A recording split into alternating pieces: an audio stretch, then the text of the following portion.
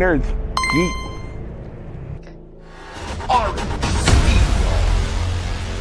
Rain, making it rain, making it rain, making it rain. Check it. Check it, nerds. Nerds.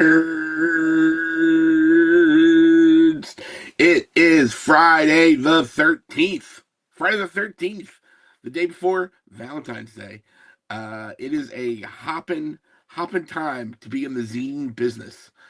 Today we got a great guest. We're going to jump to it pretty quickly because I don't have a lot of new stuff to talk to you about, but I do want to talk to you about something important, which is you got to give creators a little slack on Zinequest. The idea is that we are trying to introduce and create a community and get people involved, and sometimes it's going to take like a year before you get your stuff, and that's cool. Sometimes maybe it's longer than that. Sometimes maybe it's shorter. It all depends on where people are in their journey as creators, and we want all of it. I want pro stuff. I want amateur stuff. I want semi-pro stuff. I want pro-am stuff. I want all the stuffs. Speaking of all the stuffs, let's get to our guest, Joe. Gonna bring him on right now.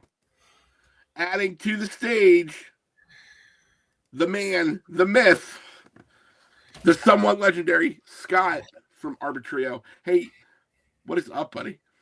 Hey, I'm doing pretty good. How about yourself? You keeping it soft and clean? I mean, as everyone tells me, I am filthy. Yeah. I apparently can't keep myself clean. I have a problem. I don't personally see it. But you know, I hear it. I do occasionally bathe in Febreze. I think that's smart. Yeah. Scott, we're going to talk about a game that you worked on that's part of this year's Zinequest. But before we do that, let's talk about last year's Zinequest. Last year, you and your compatriots created not one but two zines. That's correct. Zines that this is the lost opus of the Lich Bard, which I have played. And this is Echo Brine. And they come with extra zines. The Smuggler. Yep. And the Durgist. Yep. The Dridgeist. The Dridgeist. Yeah. I like these micro zines. It's literally one glossy piece of paper. Why don't you tell us how you came to do them? So I think that there's sort of like a lot of custom playbooks, like the adventures that we designed were done with Shadow Dark in mind, which is one of those hot OSR kind of games. It's dark in the shadows.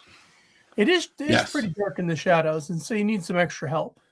And so we were seeing that people had like custom playbooks for the character classes. So we kind of just wanted to do a special character class for each adventure. So the Durgist is someone who sings like funeral songs, and so they're sort of keyed into being able to do neat stuff with the Lich Bard. And then a necromancer bard, if you would. Yeah, exactly. Yep, he's like a Pied Piper for dead people. Yeah, all he knows is Careless Whispers. Anyway, it's better than the first thing, which I thought, which was bum bum ba-da-dum, which would be not a great song for a necro bard. Bum bum ba-da-dum. I don't know, man. I think I'll get the corpses. I'll get them up. Scott, pick them up. Pick them up. Pick them up. Pick them up. Pick them up. The ska romancer is great. Ooh. Next romance. The third wave ska romancer. Next Scaramon. Ooh, Scaramon. Scaramon's I feel like good. we're building something right now. We're making something here. This is why I like hanging out with you. Yeah. The I gotta tell you, but I like the smuggler a lot. I would super play a smuggler in a Shadow Dark game. Yeah. I like the fact that they're like their super special ability is just having extra ways to hide inventory. Stuff. Yeah, definitely. Like we were looking at, like a lot of character classes have like, you can swing a sword better or you can raise the dead or whatever. And we kind of played around with like the idea of inventory because it's such an important part of Shadow Dark. You can only Yeah. carry so much. So getting some extra slots and being able to like kind of play around with the idea of contraband was really interesting. We have a table on the back of the playbook that lets you generate contraband if you if you're looking for something illegal to hang around. Yeah, I thought it was super fun. Cool. Well, thank you for that. I appreciate it. We're really excited. That should be in mailboxes as you know you received it. And it came into my mailbox prior to Zinequest, which is the best you can do as far as I can tell.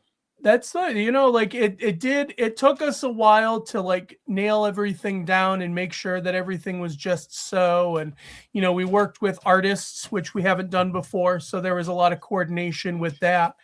And like it's like you were saying at the beginning, it's all about everyone's journey and figuring out, every time we do a zine, we're trying to kind of learn something new. And I mean, at this point, you've done some of your own. You've done some work for hire. You guys are building up a thing, and this time around, y'all are working with Knife Level, and Yep. you did Mount Olympus Community College. So, can you tell the people at home about this absolutely hysterical game? Yeah, so Mount Olympus Community College is sort of like Percy Jackson if Percy Jackson was a loser. Or even maybe a bigger loser, I guess, than he is now. It's for the demigods that find out that they're special, but not quite special enough to go to the bigger demigod universities. So they end up at Mount Olympus. The only way left is up. The only way left is up. If only they had that in Greek or Latin or something. I think we could do that. I think I'm writing that. I'm gonna write that down. Yeah. The Fat Wizard is fond of Latin or anything. Yeah, the Fat Wizard is fond of Latinizing, italicizing. That's funny. That was a joke. I was so happy with we turned it in as like a manuscript and when I finally saw the art, I was so impressed. It really nails like the spirit of it exactly. I love the way it looks. I'm so excited to see it out. Tina Bongiorno. Yeah. That does the excellence, and she's got an excellent touch, and it really does feel very now, but yet also the timelessness of Greek myth. I was very happy and excited by the art as well. Yeah, definitely. So this is a polymorph game, and you for people at home, if they don't do the polymorph, it's each player has an own specific die that determines the role. And it's very narrative driven, very first. But then every polymorph game has like a little twist. So what's the twist that you guys built in here? So the twist in here is that you are working with each other sort of cooperatively, but then there's also a little bit of like selfishness, because if, as you know, the gods can be pretty selfish. So you're sort of balancing your personal capriciousness versus the good of the study group, so to speak. And you're also dealing with Nemesis, the classic Greek goddess of being enemies with each other. And so like when you're getting a little too high on the horse, Nemesis comes around to kind of take you down a peg. So there's like I think like special enemy. The fact that the game is designed to like it starts to be like a push your luck, instead of the danger being, oh my lord, we're going to be eaten by monsters. It's, oh, I've been doing good, so the other shoe is about to drop because I am not good enough to be that. I'm waiting for the fall. I think that's great. Yeah, I see definitely. here that there is a level. There's a special level. Let me get down here. You can get it Oh, in soft cover or digital only. The ninth level Arbitrio handshake pack. You got yeah, Black Bag, which Arbitrio put out, but it's based on Polymorph. You got Pigeons 11, which you guys wrote for ninth level, and Mount Olympus, which you guys wrote for ninth level. yep. This is super exciting for people at home. If you have not played any of these games, they are wildly different, and yet once you know how to play one, you know how to basically play all of them. Yeah, that's kind of the beauty of polymorph, is that you can take that system and sort of apply it in a variety of different ways, which we really like. The pointer's on the wrong. No, you got to move it over here. Let's see what's in. Got to get that pointer game correct, my friend. You know, it's like the beginning of Karate Kid 2. Every time I'm trying to like catch a fly. Yeah, with and then you get kicked out, and you have to go to Okinawa. And then I go and I learn how to do the dance. I fall in love and then never bring that plot back. And then I bring it back and it's just like you're an idiot. Yeah. You should have stayed with the first girl. But yeah, man, don't sleep on Elizabeth's shoe. No sleep on Elizabeth's shoe. Advice from Scott SLATER. Yeah, don't quote me on that. Scott, piece of advice that you would like to give to someone who is new to the zine game. Yes.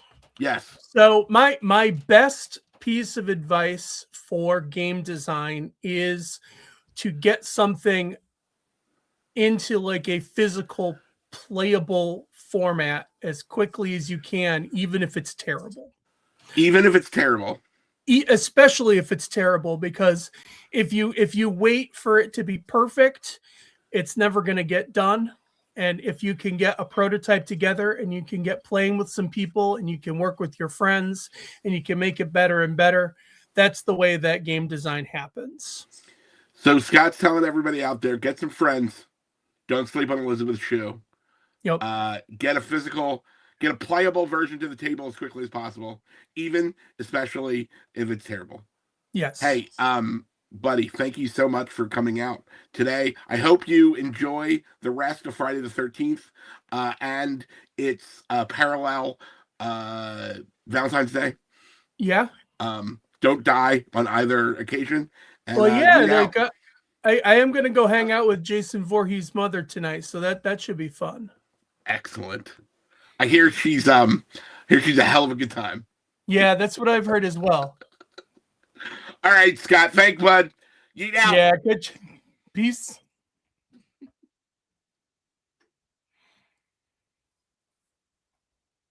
Kobold has wares if you have coin.